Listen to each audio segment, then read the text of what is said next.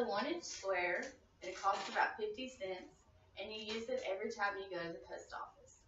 It's a stamp. My name is Taylor Baxter, and after listening to my speech, you'll be able to better understand the history of stamps and know the meaning behind some of the most iconic stamps. Before stamps were around, the receiver had to pay a tax on the stamp rather than the sender. Later on, the Postal Service decided that the sender should pay the tax instead of the receiver. This idea led the Postal Service to the invention of the modern-day postal stamp. The postage stamp, like I said, is just a tax. Sir Rowland Hill is a British postmaster. He came up with the concept of stamps. He made 3 rules for the stamp. Anything could mail at the same rate, no matter the weight. No matter the shape, it all was based on the weight of the package or the letter, whereas it used to go off of the shape. The stamp could be paid by the sender rather than the receiver. And lastly, the sender would receive a small colored paper that indicated that it was paid for. These are the small colored papers that we use today called stamps. Councilmen did not agree with Sir Rowland Hill's proposal on stamps. They did not like the fact that the taxing was on weight rather than shape. But later on it was ratified in 1840. Britain was the first place to ever have stamps. Now we'll understand the history of some of the most iconic stamps. One of the most important stamps is Penny Black. It featured Queen Victoria. It was also the very first stamp to ever circulate in Britain or anywhere around the world. It was founded in 1840 by the inventor of stamps himself, Sir Rowland Hill.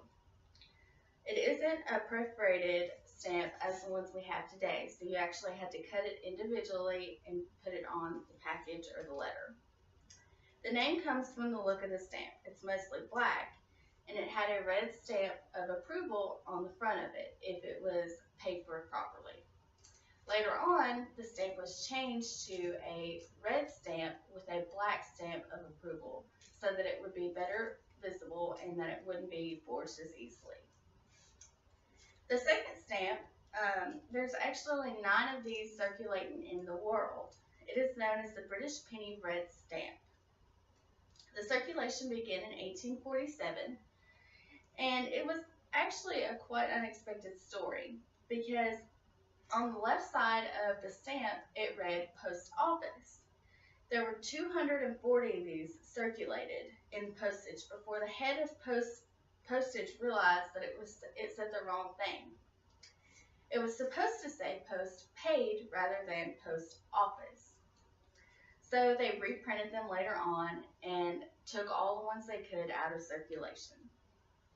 An interesting fun fact about this stamp is actually that before they recalled all these stamps that had Post Office written on them, they were put on envelopes and mailed as ball invitations. The rarest stamp is the British Guiana 1-cent Magenta. It came about when colonists in Georgetown were waiting for stamp supplies from British in 1856. The colonists needed stamps to pay for things because that's how they were taxing things back then. And the boat actually had a delay, so they weren't able to get these stamps for a few days, up to a few days to a couple weeks. The idea of these stamps were for emergency use only, so that it's a very rare stamp because there were only a few of them made. The postmaster in Georgetown created his own collection for the colonists to use until the boat had arrived. They were printed on magenta paper, which was where they got the name from, and they did it so that it wouldn't be easily forged. The postmaster's colleagues actually wrote their initials on the postage stamp so that it wouldn't be forged easily. Now that you know the history of stamps and their reasons why we have them,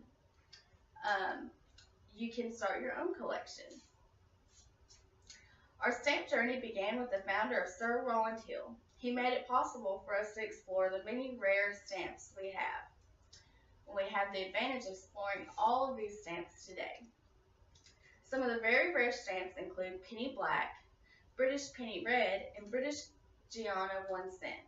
Magenta. We have learned a very important part of history, but sometimes a forgotten part. Thank you.